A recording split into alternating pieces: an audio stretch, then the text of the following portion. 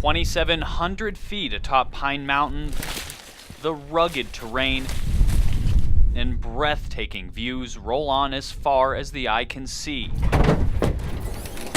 Amongst it all, longtime communities of Kentuckians are easy to spot.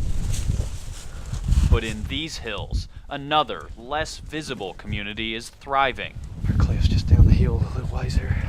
Every day, biologists with Kentucky Fish and Wildlife work to track the growing black bear population.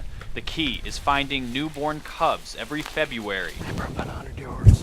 For Tristan Curry and his colleagues, this search for cubs is the first of the year. Most places we don't have to go down any cliff lines or anything. We have a little better access, but it can always be worse.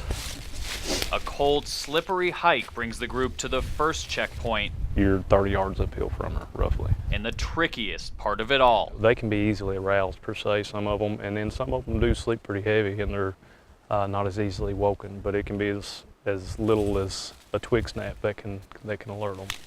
A steep trek away is the first possible den of the season. Channel 1. While the group stays behind, Curry and one other biologist will trek down slowly. They hope to find cubs, but immobilize the mother first. That's your dart pistol that we utilize in the den. It's a pneumatic pump. And we also have a jab pole. Like I say, it just veers to the left down here. There's no timeline for this part. Safety is key for bear and biologist. Ready? Whoa!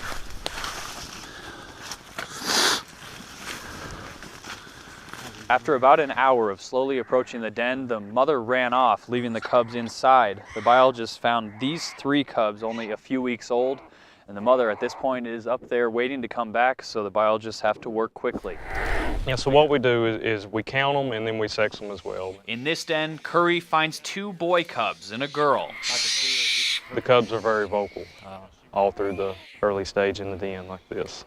He works to tag them, a process the cubs don't like, but will forget quickly.